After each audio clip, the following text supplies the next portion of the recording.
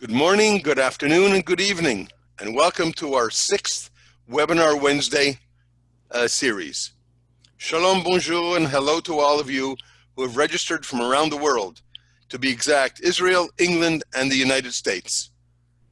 And I'm told that there's a rumor that they're listening to us in Space Station X.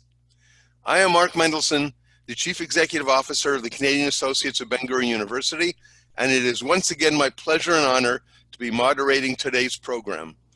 And thinking that today was really the beginning of summer in Montreal, although it is only 12 degrees out and raining, I wore my BGU tie and a special breast pocket handkerchief. I am thrilled that we have, for the 4th successive webinar, we have surpassed our previous Webinar Wednesday numbers, and we have over 110 participants. On behalf of the lay leadership of CABGU and the outstanding staff across Canada, I welcome you and thank you all for joining. Please note that we are live streaming on Facebook. We have some extra special guests today with us, and I would like to warmly welcome Galit Baram, the Consul General of Israel for Ontario and Western Canada, Nissan Amdur, the Deputy Consul General of Israel for Ontario and Western Canada, and my good friend and colleague, David Levy, Consul General for Quebec and the Atlantic Provinces. Bruchim habayim, bienvenue, and welcome. Once again, the format of today's webinar is this. I will first introduce Josh Peleg, who will talk for about 15 minutes or so, and then I will introduce Dana Gavish-Friedman. I will give each presenter a 2-minute warning aloud, and then their time will be up approximately. There will then be a Q&A segment. As always, Montreal Executive Director Simon Ben-Simon will be handling the question and answers, and Zach Ostrov, Executive Director of Winnipeg, our in-house techie, will be handling our technical issues. Whoever has questions, you will see the icon at the bottom of your screen, which you will just have to click and insert your question.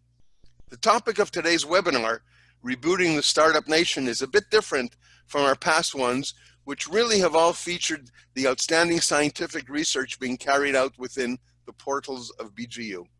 However, today we are giving you an insight into why and how in 2019, for the first time ever, Ben-Gurion University broke into the top 50 ranking of world universities producing entrepreneurs. And that is, as they say in Hebrew, a heseg gadol, a huge accomplishment. We are focusing today on BGN Technologies, the tech transfer company of BGU, which brings technological innovation from the lab to market. It fosters entrepreneurship among researchers and students alike.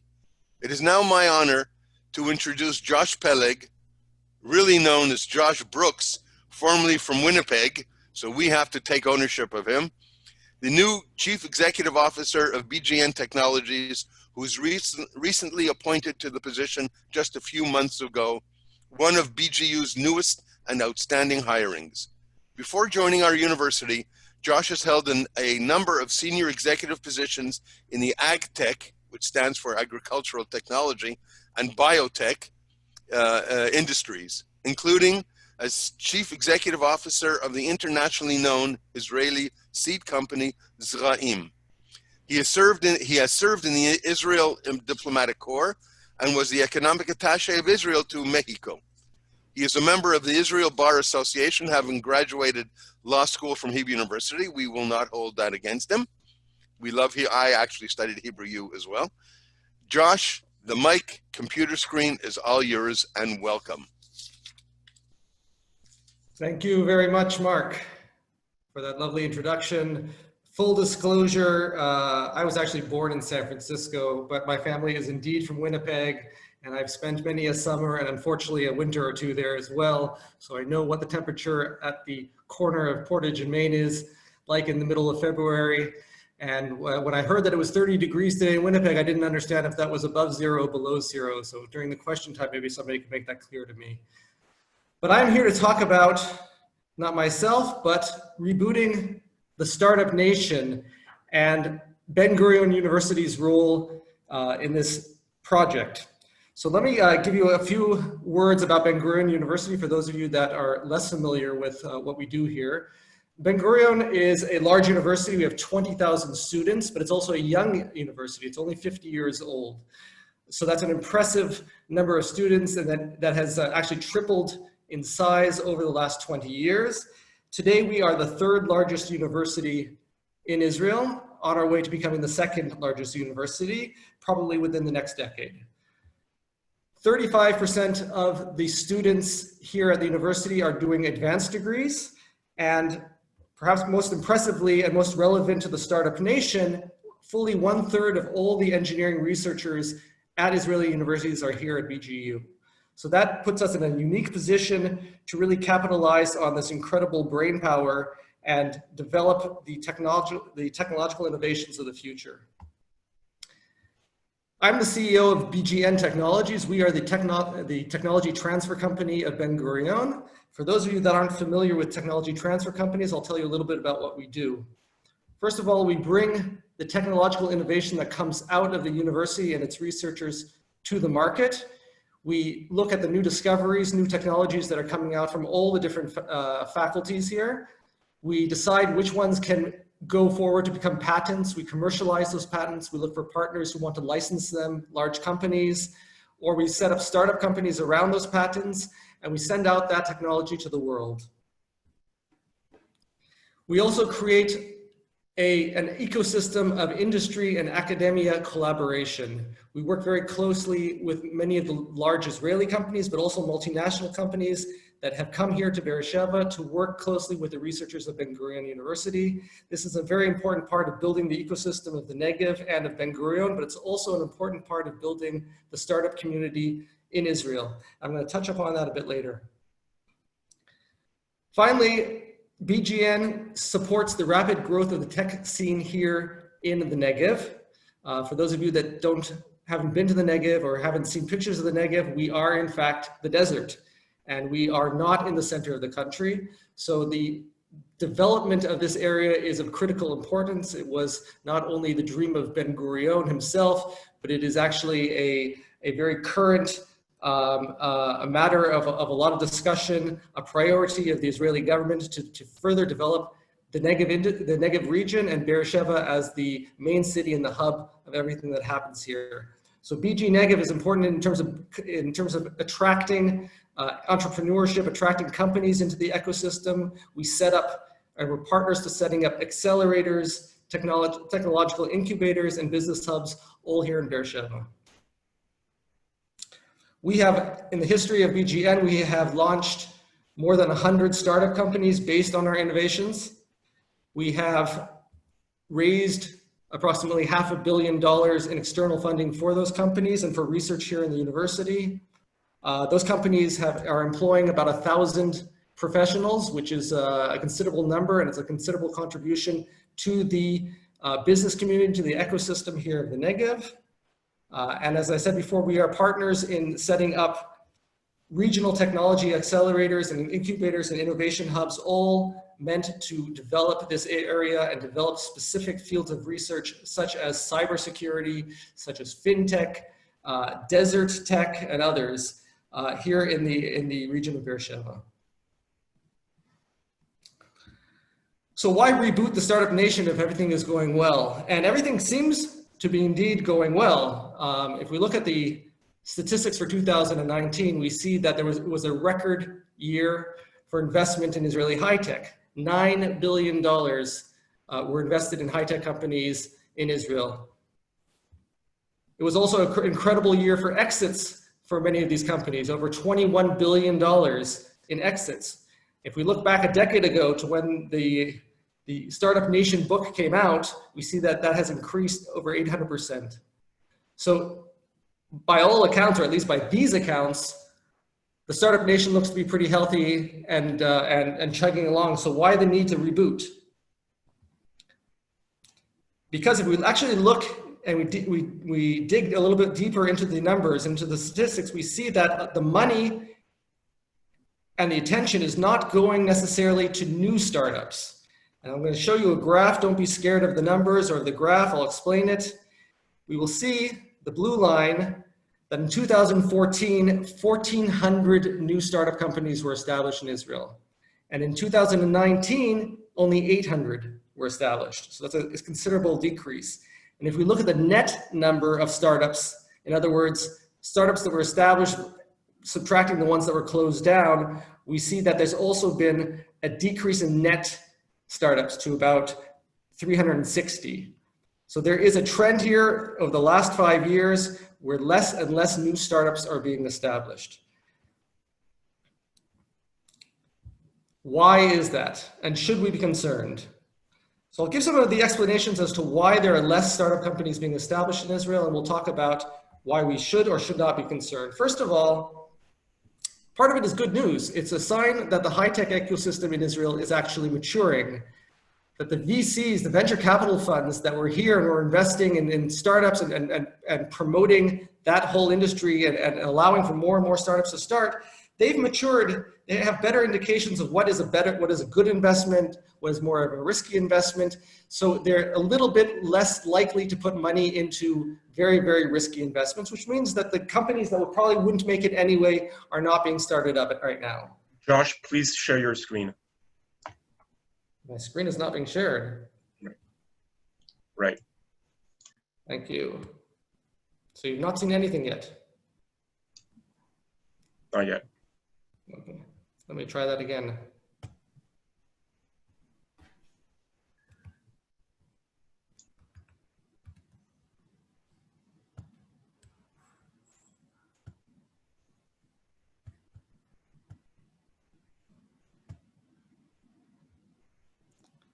Are we seeing the screen now? Yes, we do. So I'm going to apologize. I'm going to go back one slide. You can forget the other slides. They were less interesting anyway. Thank you. Thank you.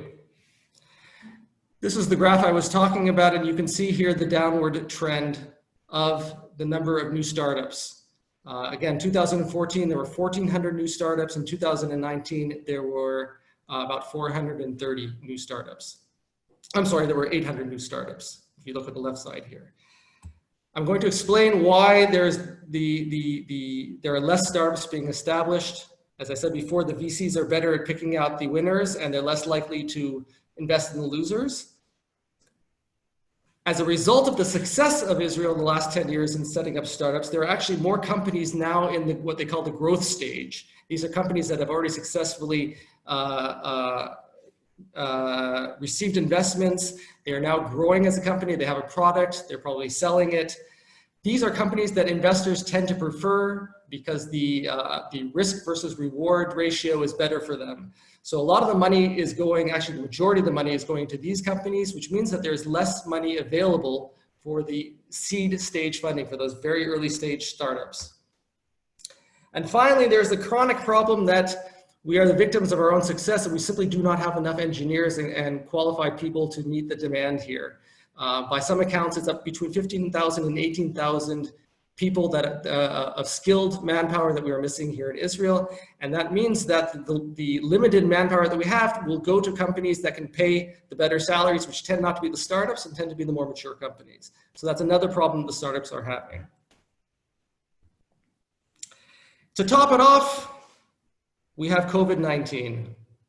And COVID-19 has hit obviously everybody very, very hard, but it has hit nowhere harder than the startups, which are dependent completely upon infusions of cash to survive to the next month. They have no resources. They by definition do not have money in the bank.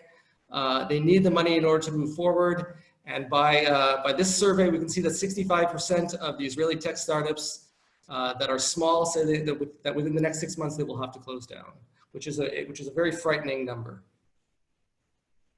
So when we look at this, the conclusion is that we need to reboot. But what does that mean exactly? How do we reboot? We are a country that went from being the startup nation 10 years ago now to more of a growth nation. That does not mean that the same rules or some of the same principles that made us the startup nation can't allow us to continue churning out startups. And this, in my opinion, is where Beersheba comes into play, where Ben-Gurion University comes into play and BGU comes into play. One of the things that made us the startup nation was the ability to take strengths from all sorts of different sectors and different contributors to the economy and to the ecosystem here in Israel. It was the army, it was the Israeli chutzpah, it was the education system, it was a venture capital market that was beginning, it was government support.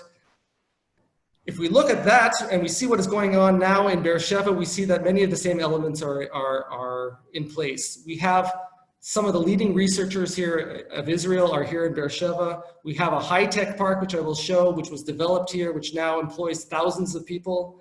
We have the technology accelerators and the hubs and the incubators, government support. The Army is moving its most important technology units here to Beersheba, right next to us. And we have business partners. We have some of the most important technology companies that have open branches here in Beersheba. So this confluence of all these factors enables us to have the type of ecosystem which will enable new startups to be established. I want to show you some pictures of what I'm talking about. Oops. You can see only 5 years ago, the picture on the left here is actually the office that I'm sitting in, and there were camels outside my office. I can guarantee you today there are no camels there. There are 3,000 high-tech professionals that are walking around, and it looks like a high-tech park from Palo Alto, California, where I grew up. So this has changed. The vision is to continue growing the park out to incorporate 14,000 high-tech professionals together with the Army's cyber units and technology units and the university. We have here a winning combination. Within the university itself, the university has the advantage, because it has so many engineering and science departments, to do something that many universities cannot do, which is to do what I call technological convergence. It's to look at how the different sciences can interact in order to bring new technologies to the market. How can artificial intelligence interact with biology? How can nanotechnology interact with cybersecurity? When we put these elements together, we have what's called technological convergence or multidisciplinary technologies. This is something that Ben-Gurion can offer more than any other university in Israel, and I think this is going to be part of the success of the future of this startup nation. And I will give you an example of the convergence. I don't know if you've heard of the technology that recently came out. We have an Israeli scientist here, Gavish, who invented a 1-minute coronavirus breath test. It's cheap, it's available, it doesn't need to be sent to a lab.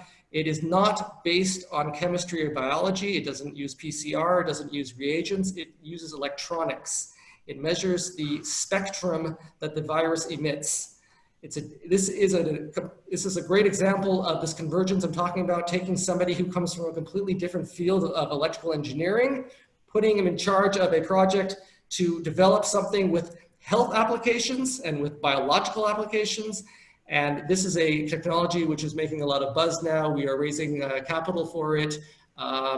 And we believe that this will provide very quickly, within a couple of months, it will be able to get to market and will provide a solution for many, many points of entry and exit testing. Think about airports who want to test passengers before they get on the plane. They will give them one of these tests. Within 30 seconds, they have the result, and they can decide whether the passenger can go to the plane. I had prepared a 2-minute video. Do I have time for the 2 minutes, or shall I continue on? Yeah, you have time. 2 minutes. Go for it, and then a minute after that. Hope this works.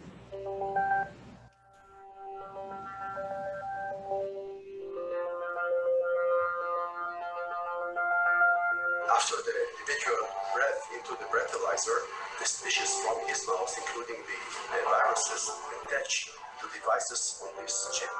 We close the capsule that contains the chip, and then we transfer it to the spectrometer. And then we scan it for about 20 seconds, and then we have about 2 seconds of mathematical processing, and eventually we can say whether we have a corona carriers or we don't have corona carriers.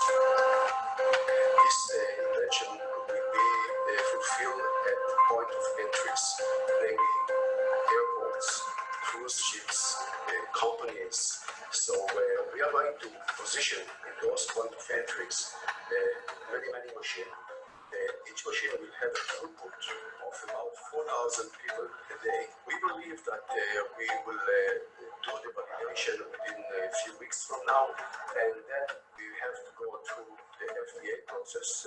Luckily, there is now a fast track of the FDA, so I hope that it will go within another month, and hopefully by September, October, we will start to make systems. Since Israel is called a startup nation, the reason for that is because we can find the power on a sometimes on a voluntary basis to gather forces of so many people that we know each other, and we have so good networking, and the country is not that big, so we can join forces in order to eventually coming up with a solution and to validate the solution in a very, very short time.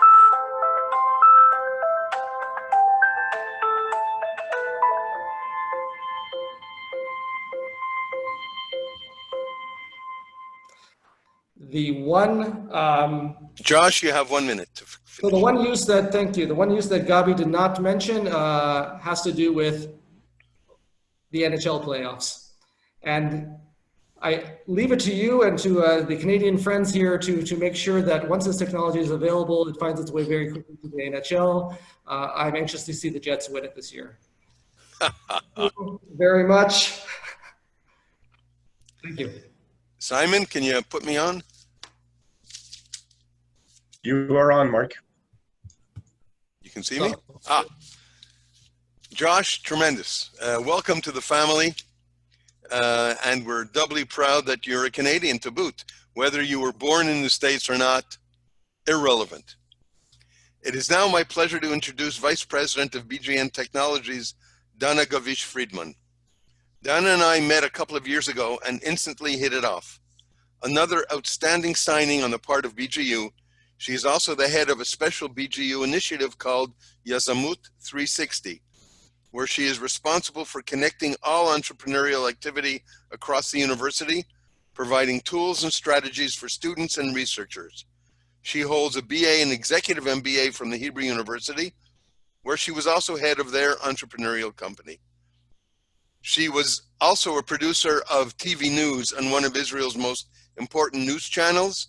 And Dana, the computer and screen are all yours. Thank you, Mark. It's lovely to be here. Hello, everyone. Lovely forum. Thanks for attending this talk. I'm heading at BGU a new department called Yazamut 360, which is essentially has been started about 3 years ago with a thought of the university management that we need to have entrepreneurship be added to everything we do at the university.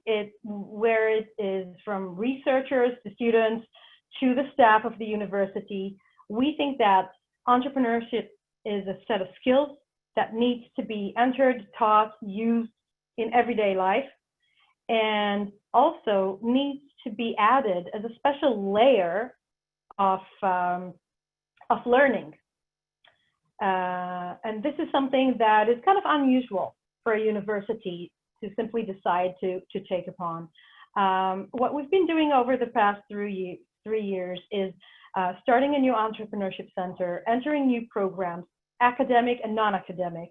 And we're just starting to see everything flourishing through this right now. So we're starting to see the results. I'm happy to share them with you. So let me start sharing my screen and show you a short clip, and then I'll describe what we're doing.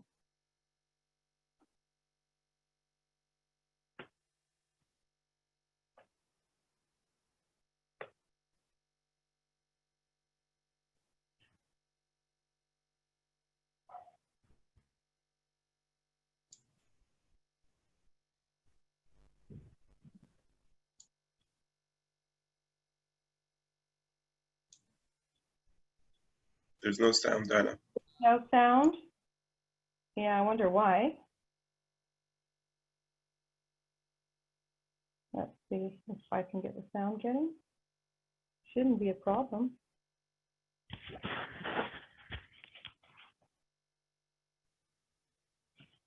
Strange. I'll give it another try, and if we can't, we can't. I don't know why it doesn't work, but you can hear me fine, right? We can hear you. Okay, so I'm gonna switch to the slides.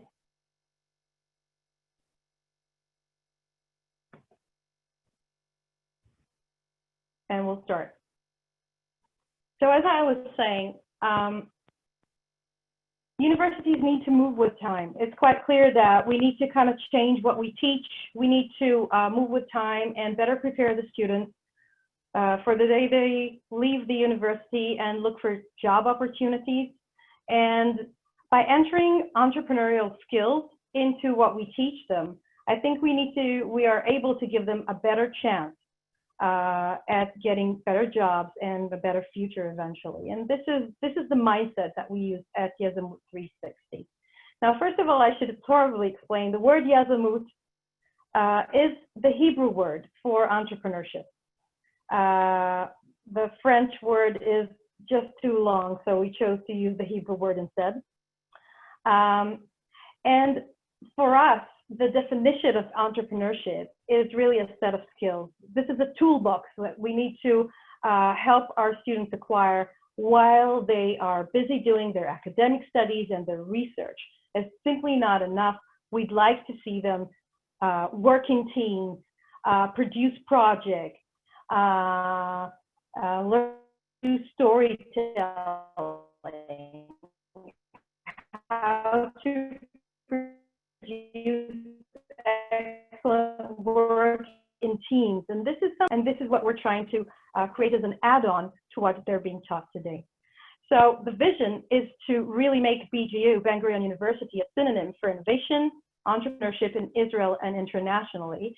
And I'm really happy to mention what Mark has mentioned before, and that is the fact that only last year we entered the top 50 universities list, the universities that are producing VC-backed entrepreneurs. This is, of course, a result of a lot of work in past years, and we're just happy to be there and climb up that list. Now, as a part of Yazamut 360, what we're doing is looking at entrepreneurship and trying to fit different programs for different people that wish to be engaged in different ways. Some of them are academic, some are not, because not everything that has to do with entrepreneurship is really, can really be taught in an academic way. But eventually, the goal is to make the university experience something completely different. So COVID-19 hit us too. And while we're making all our programs and plans, this also happened to us and kind of in the beginning stopped us from actually starting a few courses. But after a while, we figured that we'll just go online and keep on going. And I have to say this about the whole university spirit. Within literally 4 days, the university switched from like 4 or 7 online courses to 2,000 online courses. This was unbelievably easy, I should say, because we simply started teaching online immediately, and it did work. So happy to say that. Now, never in my wildest dreams did I think, like 2 or 3 months ago, that I would ever show my team like this on Zoom, but this is what they all look like right now. This is what we look like when we talk to each other, when we are conferencing with each other, and we just kept on working and going. Let me share with you some of the things we did. Now, one of the things we did immediately when the corona virus started is start an online partnership with an online university called Mind Valley. Mind Valley is an online university that produces the best courses for skill learning, for self-development, and we were literally ready with a campaign, and then Corona came, and we just rolled it out. So dozens of university students and staff now had on their free time at home time to do these excellent courses, some of them for better memory and speed reading, some of them such as this one on the slide, a Robin Sharma course for self-improvement. And this was a huge success. immediately. And this was a kind of different way of teaching the students, which we had already up our sleeves ready when everything started. But besides that, we kept on going with the usual plan. And I think the best program that we're producing right now is Leaders. Leaders is going to be our flagship program for next year. This is an academic collaboration between our center and the Faculty of Management. An excellent program for entrepreneurship for students, about 30 students of all faculties in their last year of their bachelor's degree. All of them will get a year full of experiences and full of really very, very thoughtful education around entrepreneurship. They will also be building their own startups during that year. And we're actually starting to look for the students right now and to see who gets in and how we're starting it all. So this is very exciting for me. This is really the best academic education that we're going to offer next year in entrepreneurship. But not everything is academic, as I said. And the next program, which I'm so proud of, is OASIS. OASIS is an acceleration program, non-academic, as I said, and this is for more mature projects that can now be formed into startups. Now, OASIS is in collaboration with BGU Technologies, and all the startups that are about to start the first cohort, all of them are based on BGU research. That means that the researchers and the research to be educated and to get the best course in entrepreneurship so that eventually we can build a venture together with BGN. We'll bring the entrepreneurs, we'll bring the students, we'll bring the research, and eventually we'll have a better startup after a few months and acceleration course. We're doing this in collaboration with IBM AlphaZone. This is the acceleration program of IBM, and this is literally starting next week. And only last week we chose the first 6 companies that will get in. Not surprising, one of the projects is the same project that Josh just mentioned, the project by Professor Gavish, which we're so proud of. And of course, so many hopes are there for this 1-minute corona test. This is one of the projects that comes from the lab, will be incorporated as a company, and hopefully after 3-4 months time, we'll be getting a better startup that would get more investments and a better start on the way. So very proud of this, and this is a great mechanism for researchers to start their and move their research to the commercial arena. But not everything is technology based, and when we're looking at entrepreneurship, we're also thinking about online entrepreneurship, e-commerce. Many businesses today are in the online arena. What we'd like to give the students is an online course in e-commerce, a real experience. Now, to teach this course, we brought into BGU graduates that now run one of the most successful online business in Israel, selling in millions of dollars every month. They've agreed to come, and it took some Zionism to boost them to do that, but now they're building the course for us, and we're going to start it next year. So I can tell you that this news about the e-commerce course is generating a lot of interest around our entrepreneurship center. And not everything is about companies.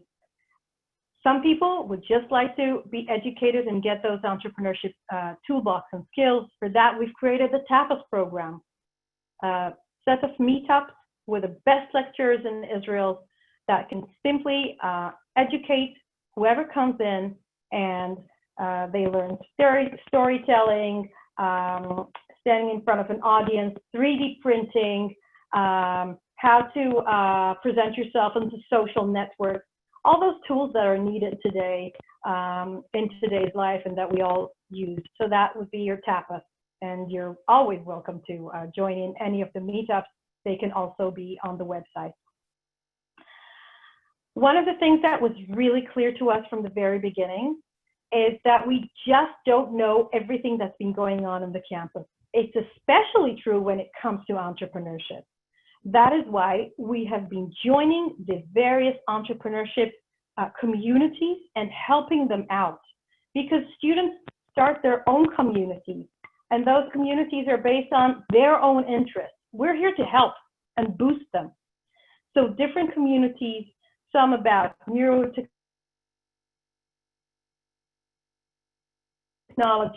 biomed, green dust for sustainability, the electric car, different communities, different areas of interest, all of them around entrepreneurship. And we think it's our mission to help them. And of course, the one community that really I'm absolutely in love with and really I'm most relating to is the women's entrepreneurship community. This student came up to me and suggested a community especially for women. And I asked why. Everything is open to all. And she said, well, look at the statistics. And of course, it wasn't a very long discussion. It didn't take much to persuade me that we needed a special course for women. And today, the third cohort is already finishing their third course. And they've become a real network of women helping each other, creating startups. And we're very, very proud of this community. That's another glimpse of one of our communities, the BioMedTech. So I'd like to finish with Cactus Capital. Cactus Capital, our investment arm. Students investing in students. When I came to the university 3 years ago, former BGU president, Rifka Karmi, said, I'd like to give $1 million student entrepreneurship. Now, it took us time to decide what exactly and how we'd like to structure Cactus Capital, but eventually we took in a student to start this venture, and he did miracles and brought in other students to help him. Now, Cactus Capital is investing somewhere between $5,000 to $20,000 in student entrepreneurship and issues calls for proposals and gets the investments going. To date, we've created already 14 different investments, and we already see some of the successes going on as a result of these investments. But Cactus Capital is not only here to invest, but is also here for an educational reason. And for that, we've created a course together with Fresh Fund. They brought in a course that teaches students to be analysts. They are being taught. Two minutes. Perfect. These students, which are a kind of A team for analysts, they've been taught what is to recognize good investment. What is a company worth investing in? How to do due diligence around the technology. Now, they've become the A team that later on scouts for new technology on campus, and they are also a part of the investment committee of Cactus Capital. So now we have students, which we've taught how to identify smart investments, vote, and decide what to invest in, technologies that are presented and suggested by their fellow students. And this is them actually voting for the first time. These are students voting at the investment committee. So I think I'll stop here and see if there are any questions.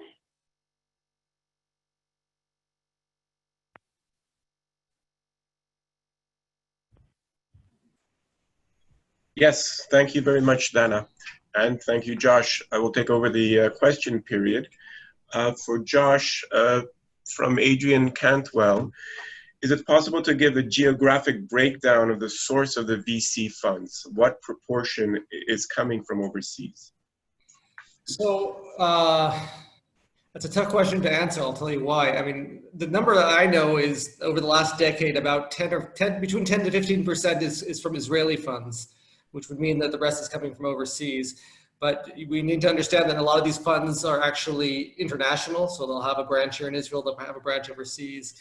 There'll be funds that are actually from abroad, but basically all the investors are Israeli. So that number it's hard to pin down, but I think the official number is somewhere between 10 and 15% is Israeli.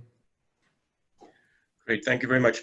Can you give us a little bit in terms of a question from David Davis? What is the latest technology advancements in cybersecurity by startups in the Negev. We who follow BGU know that cybersecurity is a strength. And what can you tell us about that? Well, I would talk about that, but then I'd have to kill you. We actually have a cyber lab here that is right next to our offices here. It was set up a number of years ago together with Deutsche Telekom. We are looking at cyber from different angles. It's not just pure cyber, it's cyber in the Internet of Things. It's cybersecurity in fintech, what we call fintech security, which we are now setting up currently a lab next to us also in these offices that has been sponsored by MasterCard and Enel, the telecommunications company from Europe.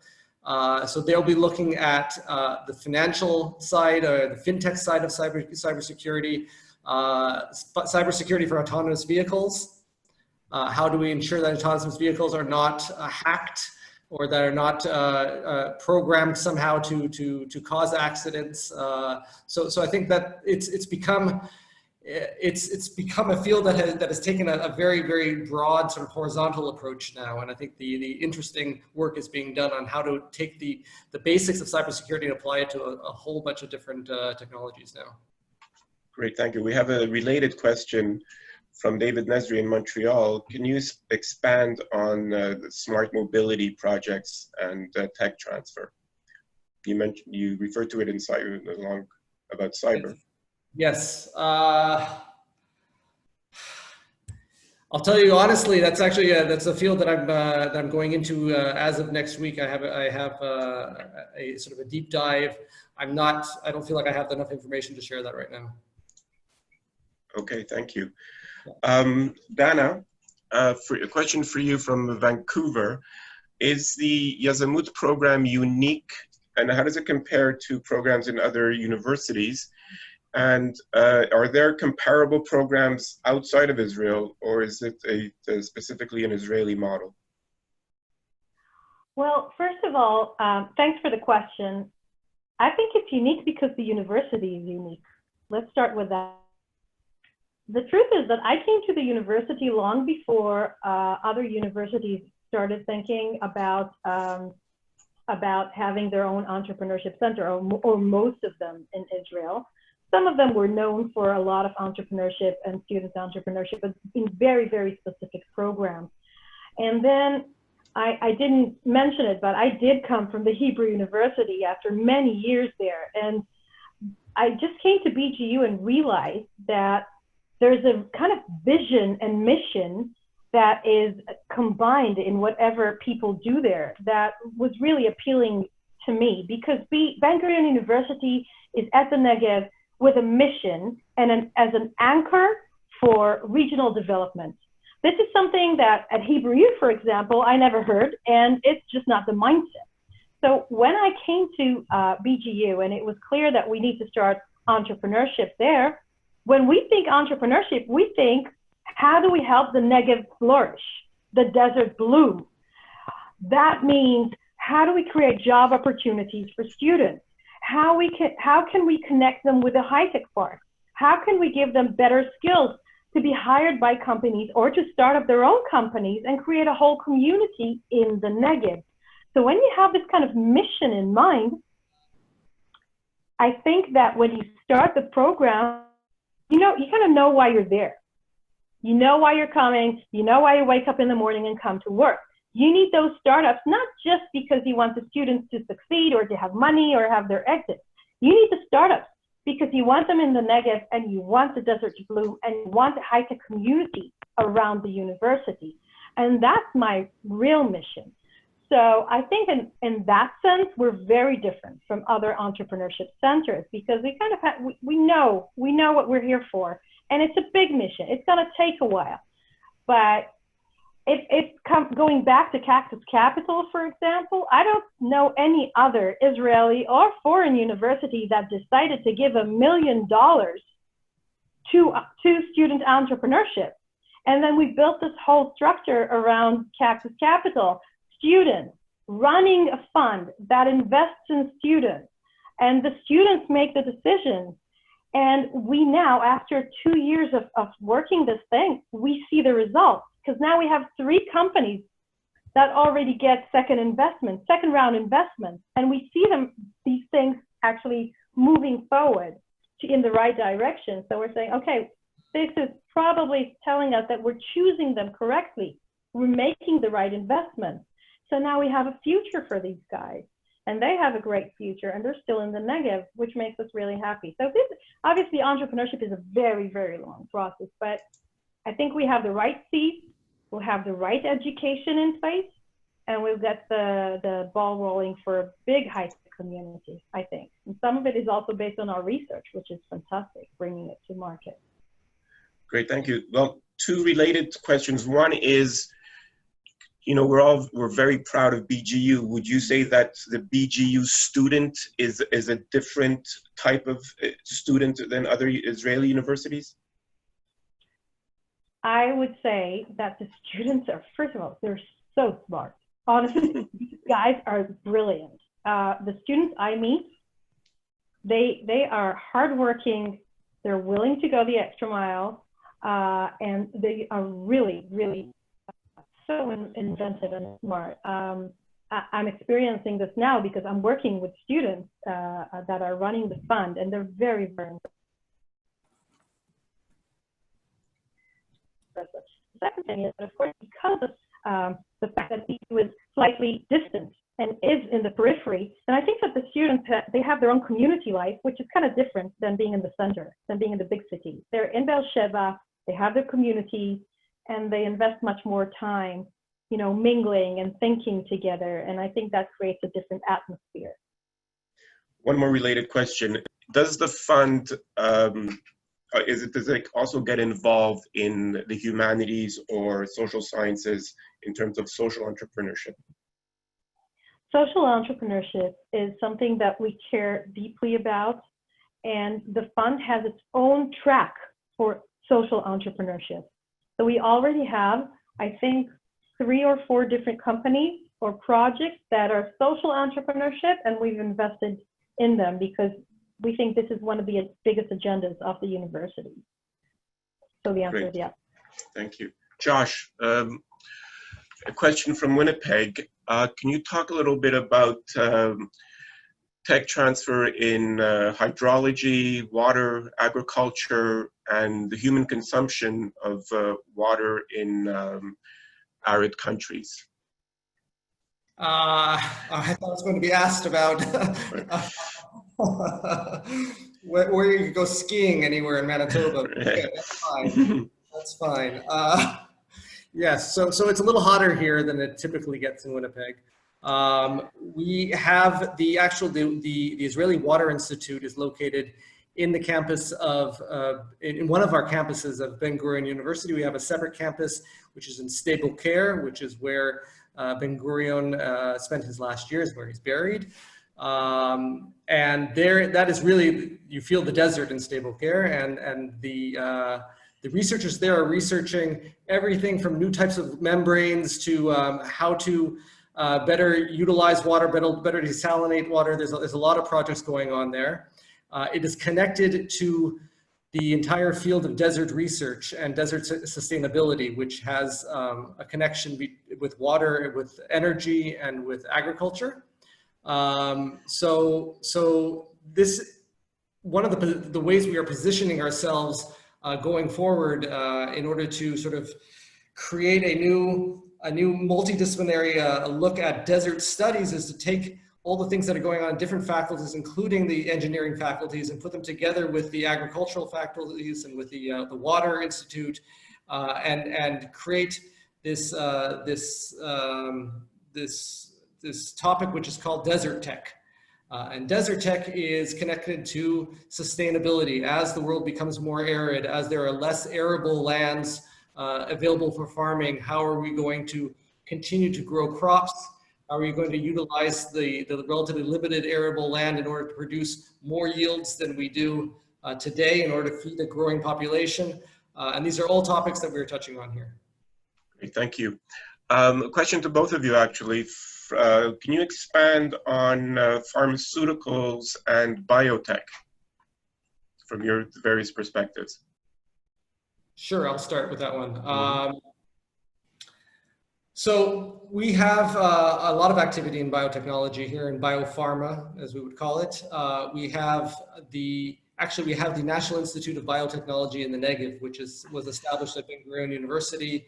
It's a separate facility. It's an interesting type of accelerator, actually, where we take some of the most promising projects that have a technological component, which we believe can then go to the market fairly quickly, and we invest money into those projects. We invest the time of business development people who will accompany the researchers, connect them with the industry to make sure that the research is giving a proper response to a market need, and then take it out and make the successful transition into a company. So we have a dedicated institute that does that, but in addition, we give support to all of the biotechnology departments here, the pharmaceutical departments, I'm losing my English again, the bioinformatics department, which actually falls under maths and computer science, and how do we use bioinformatics in order to do new drug discovery. So there's a lot of activity that is going on here. When we created the Corona Task Force in the university, when the president, Danny Chamovitz, called upon all the researchers to come together and to see how can we take projects that are existing or ideas, brainstorm, and take these technologies that you're already working on and bring them into the Corona realm and come up with solutions to the various problems that this COVID-19 virus presents.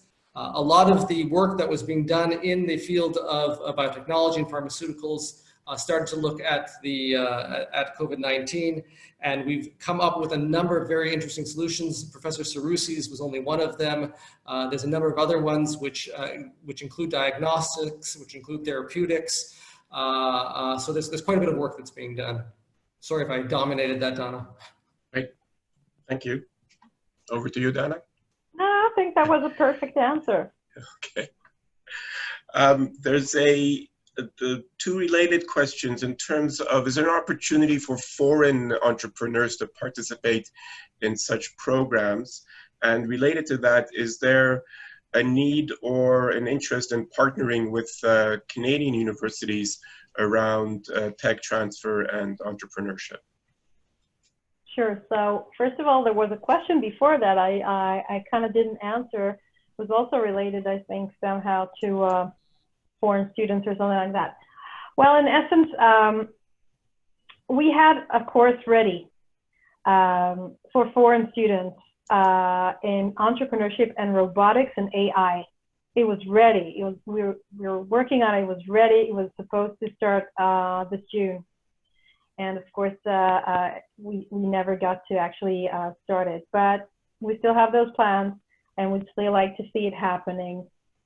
Other courses that engage foreign students are happening all the time at the university. I can tell you that as BGN, we've actually been suggesting tech transfer projects for a course which is in collaboration with God, I forgot the university, but it's one of the Canadian universities. It's been a collaboration for quite a few years now. The name will come to me. And this is a nice collaboration between two teachers, researchers from the two universities. It's being taught every year. And the students are actually looking at projects, tech transfer projects, and working with the tech transfer team for a whole semester. So there are many things that, you know, foreign can actually join some of the projects, and some of the programs are simply pilots now that we'll see how we grow. We will grow them eventually into collaborations with other entrepreneurship centers. This is definitely the mindset. Great, thank you very much. Question from Richard Levy in Montreal. So in light of the COVID-19 crisis, and with developed countries now wary of sourcing so much of their pharma components from China, does BGU see an opportunity to fill a possible future void in the supply chain in pharmaceuticals? That's an interesting question. I would think that just in terms of manufacturing, it would be less interesting, but perhaps, because again, what we are doing here is research on developing new molecules and new components. So if it's new drug discovery, yes, definitely we would fill a hole. But if it's simply manufacturing the specific molecule, probably less so. Thank you. One last question, back to cybersecurity, and again, in light of COVID-19 and tracking, are there further innovation in terms of protection of privacy data and from cyber attacks? Oh, yeah, loads. I mean, I think that's a topic that is being worked on. I mean, there are a lot of existing technologies also, but I think that a lot of that research is being done both within the university and within the startups that we have spun out. So there's a number of startups that are looking at how to protect data privacy from cyber attacks. We have some that are sitting again in this building that I sit in as well that were spun out from research done in the university. So it's a very hot topic here. Great, thank you. Guys, another home run, another Stanley Cup winning goal. By whom? By the two of you, both of you. You can both take credit because this was outstanding. And thanks so much to Dana and Josh, and listening to you just make me and my team, which I call Team CABGU, which is spelled CABGU. It's obviously the phonetics of CABGU, Canadian Associates of Ben-Gurion University, and that's what I call our organization. It makes us even more proud to be representing a university which is not only at the forefront of brilliant scientific discoveries, but is also very involved in helping the students and researchers commercialize their discoveries and ideas. And to tell you the truth, listening to both of you, it's the perfect segue into my new mantra about which I told my executive directors this morning, and my modus operandi, which is going to be leadership with soul. And this is how I view management and leadership. Now, we were just informed that we have another member of the consular staff, the trade attaché at the embassy in Ottawa, the Embassy of Israel in Ottawa, Jonathan Ehrlich. So, Baruch haba, welcome as well. Once again, I must say a toda rabba to my excellent team across Canada, Simon Ben-Simon, whose voice of God came on over the computer, Michelle Richmond, my assistant for almost 20 years, Shimi Wenner, our new rookie, just started in Toronto just before COVID, Sam Cordes, our CFO, and someone I've known for 64 years. Paulina Pshenishny is our executive assistant and a graduate of BGU in Toronto. Zach Ostrov, who I call our young grasshopper, and David Burson, a veteran executive director in Vancouver. And I'd like to really thank a terrific mentor, advisor, and friend, National President Mitchell Olbaum and his leadership team. As well, as you guys have mentioned, we have some excellent colleagues in Israel, Danny Chaimovitz, the president, Jeff Kay, vice president, and his team, and Doug Sesserman, my friend and colleague, CEO of the American Associates, and his team. Please check us out at www.bengurion.ca. Stay tuned for our seventh webinar on June 17th on the subject of tourism and travel in Israel post-COVID-19, featuring professors from our departments of hotel and tourism management, as well as public health. We are also proud to announce that our webinar Wednesdays will be presented during the summer with some very interesting topics. I will finish with a new quote, and I'm going to use this quote, another part of a mantra, but I'm just would like to wish, because I've heard of another member of our family, the Ben-Gurion family, who is sick in hospital with COVID, and I wish everyone a refuah shlema, whoever is unfortunately sick, and stay safe. Social and physical distancing is very important. And the quote of which I love most of Ben-Gurion, even if it's not his, I attribute it to him as he's standing on his head on the beaches of Tel Aviv. In Israel, in order to be a realist, you must believe in miracles. Again, Josh and Dana and our team and our listeners and supporters, thank you so much. We hope you will join us again in 2 weeks and have a very safe week. Thank you so much again. Lehitraot, bye-bye. And thank you. Bye.